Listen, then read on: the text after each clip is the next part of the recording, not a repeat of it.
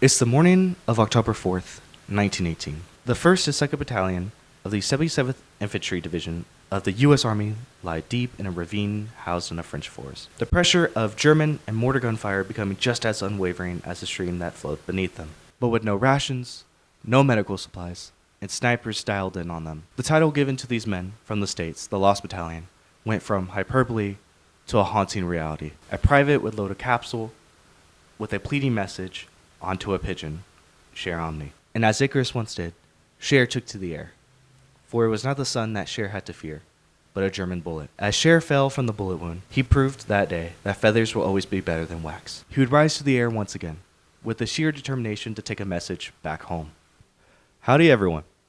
In today's video, we're going to be covering one of the most insane moments that was hosted in one of the largest and final American operations during World War I. Yes, today we're going to discuss how Cher Omni, a messenger pigeon, against all odds, may have been a primary factor in turning what would have been a total loss for the U.S. Army into a turning point for the battalion. But before we get into the video, I just want to say thank you for all the love and support on the last upload. It was truly a humbling experience to see all those that tuned into the video and those who gave their voices in the comments below.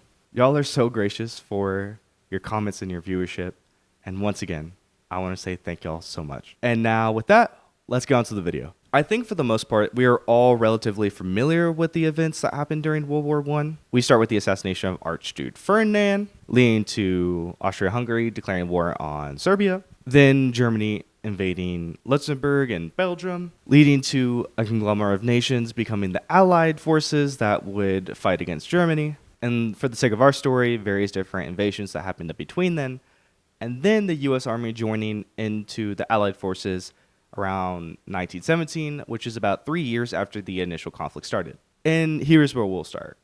World War I was quite a unique war in the sense that it was one of the first to have industrialized global conflict. The technological advancement of human destruction masked as machine guns, tanks, and poison gas. And even with all this development, most of modern day combat communication was still pretty much in its infancy. Although there were both radio and the telephone, you would still have to worry about conflict during the battlefield that would sever the wires for the telephone and that the enemy might be able to intercept these radio transmissions. So it was both unreliable and dangerous to use these forms of communication, at least it was here. So at the request of John Pershing, the U.S. Army Signal Corps Pigeon Service would be established in November 17th.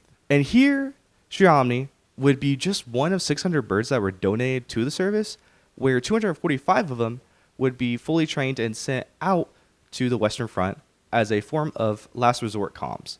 Now, Cher wasn't the only one to be deployed into France, as 60 of the 245 would join him. He would also have the strength of hundreds of men backing him in the form of the U.S. 77th Division. Better known as the Liberty Division, this conglomerate of 4 battalions would be a hodgepodge of recent immigrants and lower working class individuals from the streets of New York. It was such a melting pot of people from various backgrounds that it was reported that 43 different languages were spoken across this unit. And from what I can find, it seemed like these individuals were the young, scrappy archetype where they were fighting on the streets of the boroughs for food and other resources. So, the typical fighting day by day just to get by. And this seems like an odd tidbit that I would mention here, but I promise that it'll become relevant as we get later into the story. So, once enlisted, they were sent to Camp Upton, located in Suffolk County on Long Island, to do training before they were sent out to the Western Front. And now with the infantry established, there needed to be leadership. This is where Commander and eventual Captain Charles Whittlesey would come into the fold. The East Coast lawyer and Harvard Law graduate would leave his practice about a month after the U.S. joined the war in order to join the U.S. Army and attend officer training. Cher's Pigeon Division, the 77th Division, and Commander Whittlesey would touch base in France to enter the Force of Argonne on September 26, 1918. Here, they were given various orders, but for simplicity, the only one that mattered was to push through German forces, and if possible, slash German supply lines. Now, you may wonder why the 77th was sent to a random force in France, and this is because during the war, this force became the home to some of the most intense military action, where the Germans would invade the forest. And once they established themselves towards the beginning of the war, 1914, they were able to hold off Allied forces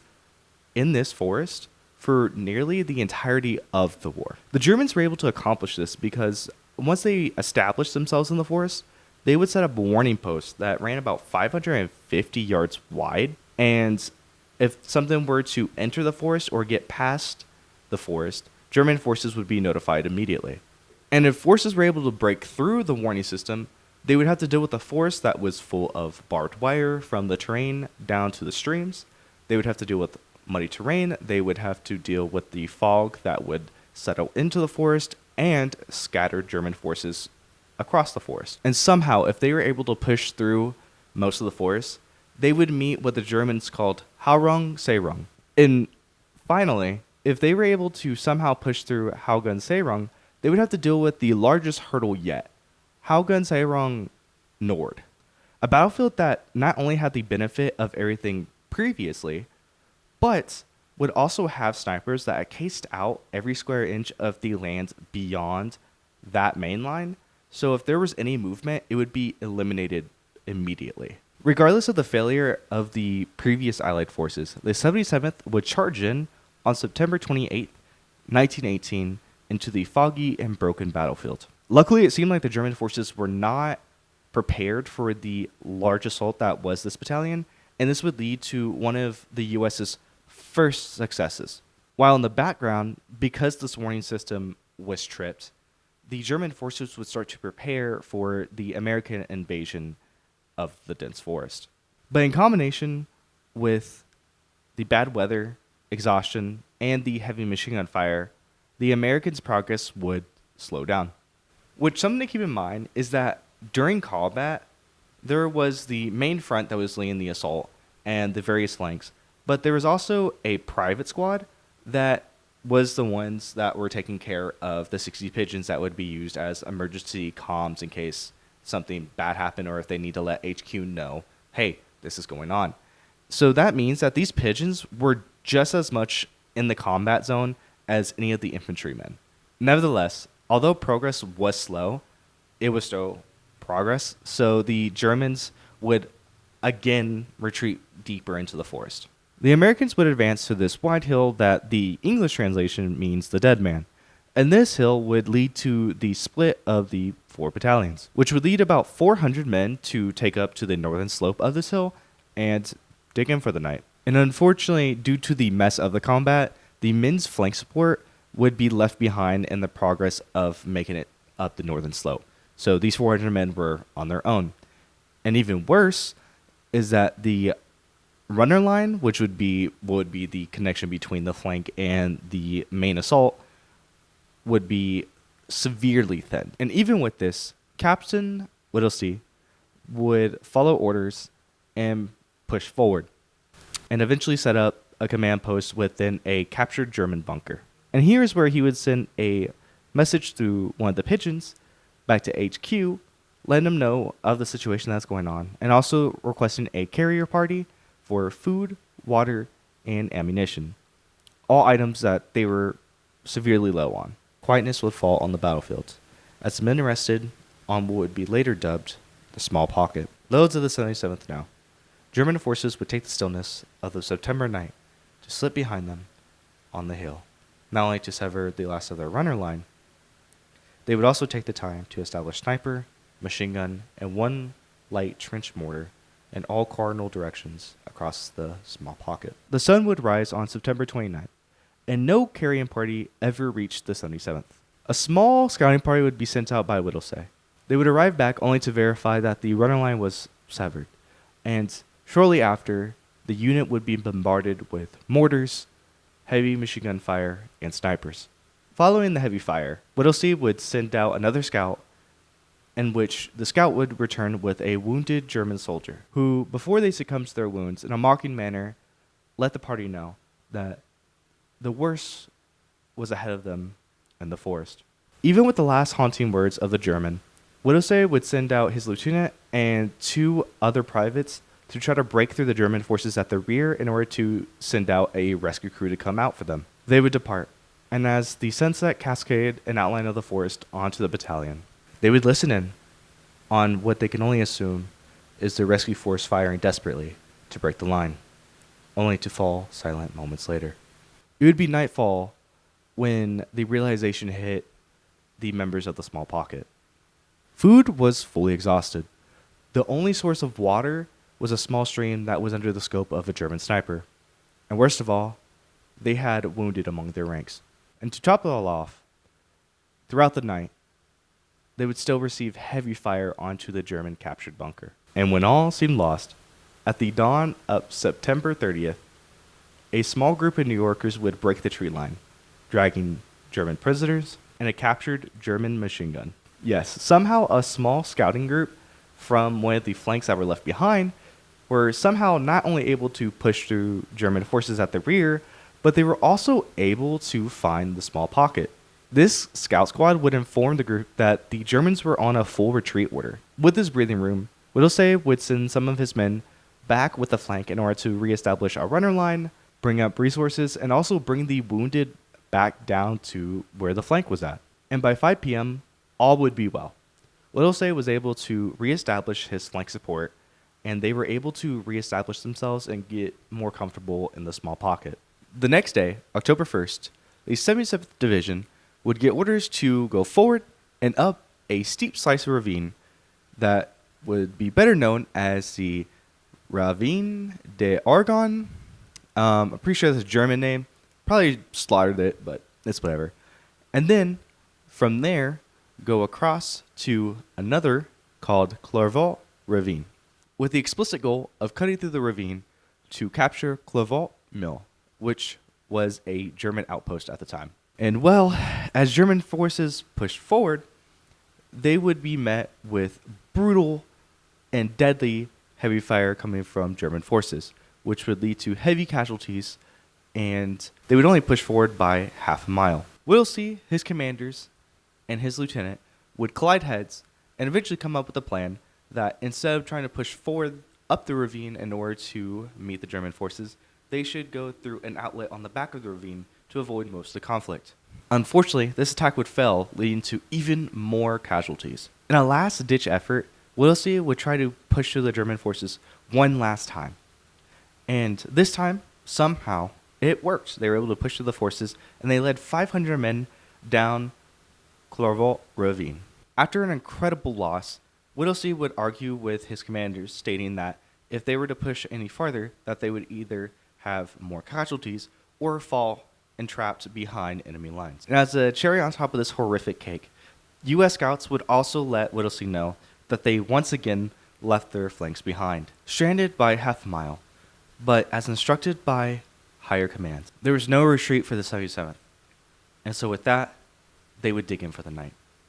Specifically, they would dig in on the northern side of this hill, which would be later known as the Pocket. Following them digging in for the night, they would try to send out a patrol crew to kind of reconnect with their lost flank. And while they were sending out a patrol, the Germans were actually setting up on the top of this hillside, knowing that the American forces were somewhere on the northern slope, but not knowing their exact location. And yet again, the German forces were actually able to slip behind the pocket and create a main line at the base of the hill between the morning of the 2nd and the 3rd. This would not only cut off the American support from behind, but this would also lead the patrol that was sent out to receive heavy casualties, leading them to get pounded with machine gun fire and mortars from not only above, but below as well. And the toll would let itself known by the morning of the 3rd and the 4th, where the 4 medics that were left would let Whittlesey know that their medical supplies were low, their food and water were low, and the casualties were high. With the only form of communication left for this group being messenger pigeons, they would send out 2.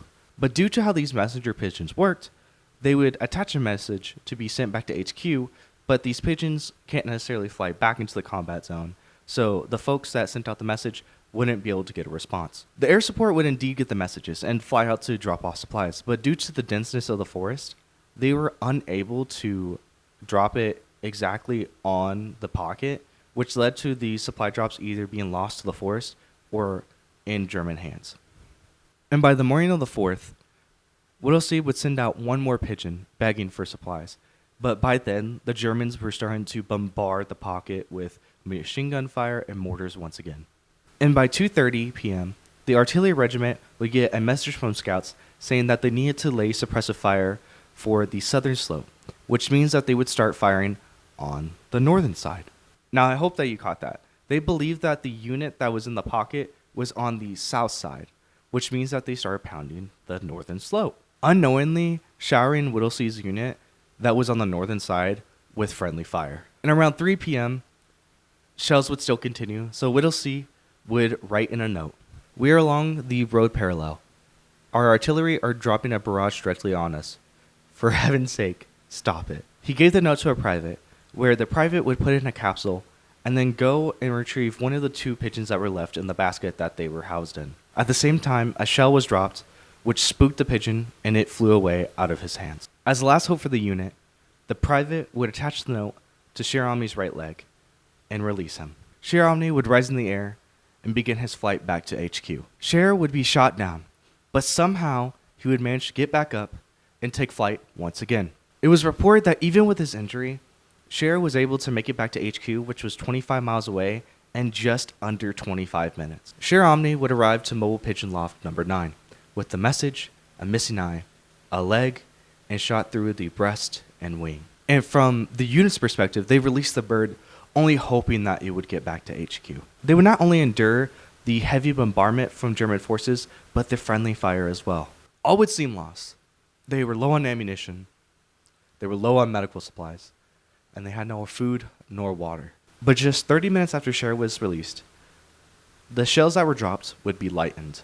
The unit would take a breath of relief knowing that Cher was able to get back to HQ. And the artillery regiment would take the time to line up on their shells knowing that they were bombarding their own teammates and shift their plan of attack. At the dawn of October 5th, it was clear that Whittlesey's unit was severely weakened. Without supplies, the men were hungry, tired, and dying from their infected wounds. Various supply runs would be attempted by the air support, but just due to the difficulty of not being able to pinpoint the unit due to the terrain and fog, they would all be missed by the unit. Sunrise would hit the battlefield on October 6th. Bodies would blanket the hills, and based on U.S. Army records, the pocket unit reduction was approaching 70%, and the men, against all odds, would continue the fight. As one last push from the Germans, they would attempt to push the unit with various units with flamethrowers, but knowing the implications of flamethrowers being a favorite go-to weapon for trench warfare, they knew that they couldn't let these Germans get any closer. So the young men from New York would tap into their scrappy nature and be able to drive off or eliminate the Germans that were using the flamethrowers. Regardless, this day and the following day would be marked as the fiercest battle that would take place on this hill. By 7 p.m. on October 6th, the Germans got word that there was a massive assault and, as a result, casualties on their western front by other American forces, meaning that the battle in the Clairvaux ravine was over. Major Whittlesey and his men had stood their ground, and against all odds, were able to resist not only German forces in the foreign forest, but also their own heavy, friendly fire. Even with this perceived victory, the cost was high. A little over 500 men entered that ravine on October 2nd, and only 94 men were able to walk out on the evening of October 8th. Although it's hard to even imagine what these men went through, it was even more difficult to realize that the men that were able to leave owed their lives to the strength and will of a singular pigeon. And that is the story of Cher and the Lost Battalion. If y'all would like to dive into the topic a little bit more, I would highly recommend that you go and visit Cher, where he is being presented at the National Museum of American History. There are also various novels and academic articles that dive into more aspects of the battle that I just didn't have time to cover, but it's interesting if that's your jam. I would like to thank y'all for watching the video, and what do y'all have to say about the Lost Battalion and the various stories that happened during World War I? With all that being said, thank you again for all the love and support that y'all have bestowed upon me these past couple of weeks. And yeah, as always, I'll see you on the flip side.